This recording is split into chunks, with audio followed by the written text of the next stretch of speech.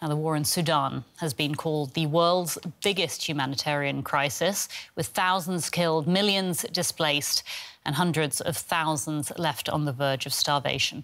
The paramilitary RSF is fighting the Sudanese army for control of the country. Among the atrocities are allegations of rape. Rights groups say RSF has been targeting one ethnicity in particular. That's the Masalit of Western Darfur. Many Masalit have fled across the border to neighbouring Chad, where DW's Mariel Muller met with survivors of sexual violence. Since Halima can remember, she has lived in camps for displaced people. Every time she thought she found safety, another attack happened. It was always the same perpetrators and their allies, she says, the former Janjaweed militia, now known as Rapid Support Forces, or RSF. In June 2023, they attacked the area of El Janina, where she lived.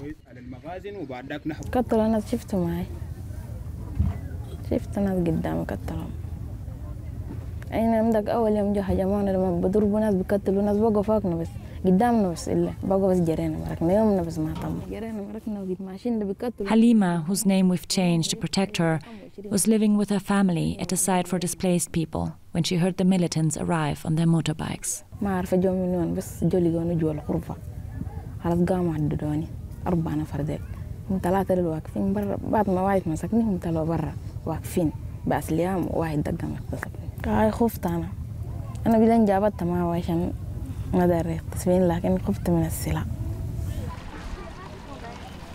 When it was over, she ran away, stepping over 20 bodies lying on the road. Then she stopped counting. After crossing the border to Chad, Halima felt safe, but couldn't find any medical help. 3 days later, the pain subsided, but the memories still keep her from sleeping. She says the Arab RSF militia attacked her because she belongs to the Masalit, an African ethnicity. We spoke to more than a dozen survivors of group killings and sexual violence. All of them told us the attackers were specifically targeting Masalit, aiming to ethnically cleanse African ethnic groups from Darfur.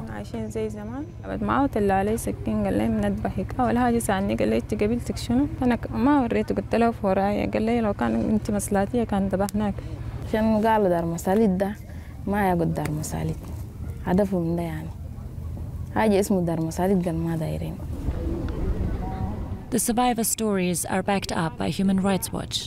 It has documented numerous atrocities and warned of a possible genocide against the Masalit people in West Darfur. RSF did not respond to our requests for comment.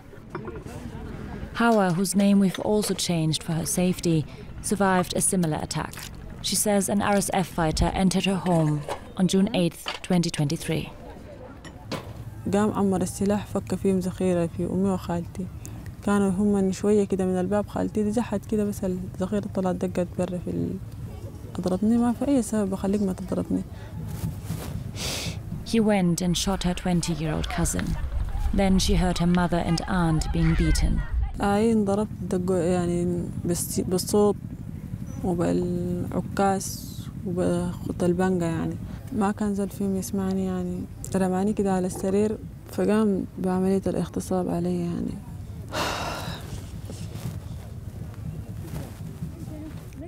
She bled heavily. Days later, she was able to find a hospital where she needed stitches. She still sometimes feels pain when she walks. These women are now in safety in Chad.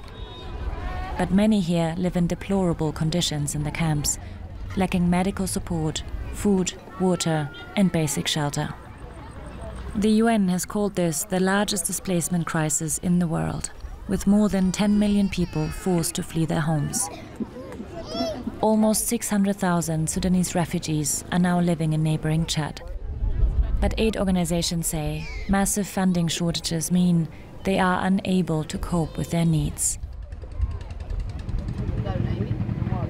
In the camp, a group of refugee women have created a safe space where survivors can talk openly and without stigma about what happened to them and their hopes for the future.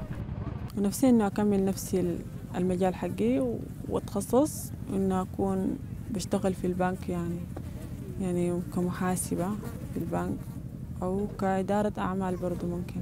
وده كان يصلح إنها إدارة نقدي بس دايم لكن أتمنى يعني دار نقدي دكتورة. They say all they want is to get their lives back. They're hoping for peace so they can finally move on. We're joined now by Abdirahman Ali. He's the Sudan country director for the NGO Care International, and he joins me now from Port Sudan. Welcome to DW. Thank you for your time. Can I start by asking you how widespread the problem of sexual violence is in the Sudan-Darfur conflict, and are the women who've been affected getting any help at all?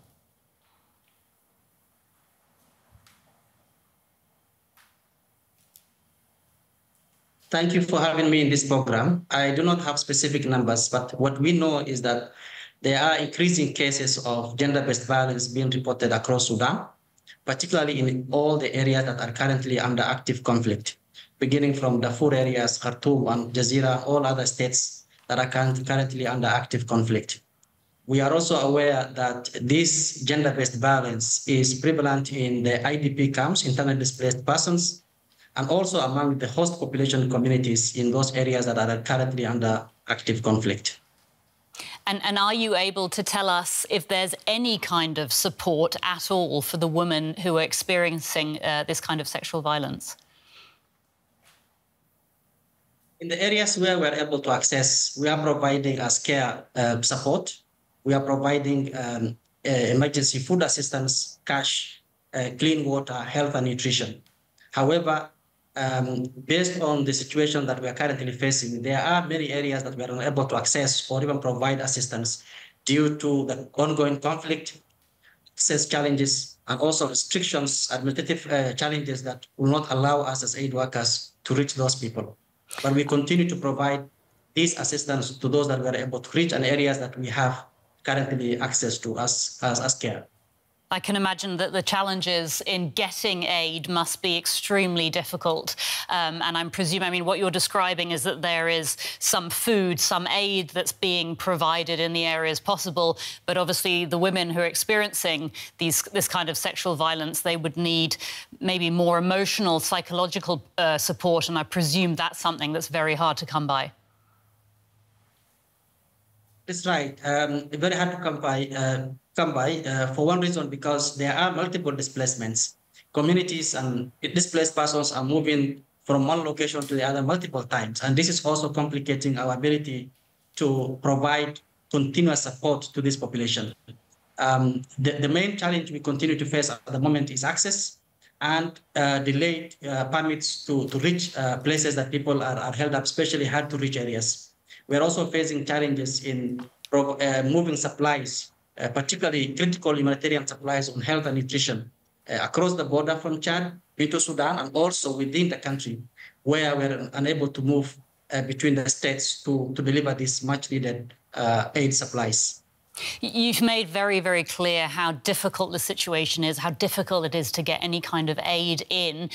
What is needed for this human rights situation in the region to improve just a little bit?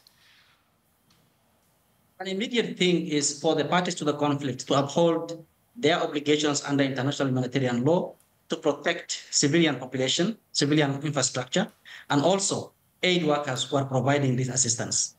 And in the medium and the long term, there is absolute necessity to bring this man-made crisis and conflict to a stop.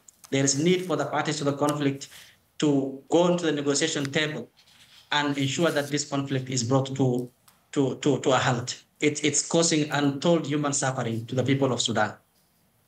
Abdirahman Ali speaking to us from Port Sudan. Thank you so much for your time and for bringing us up to date.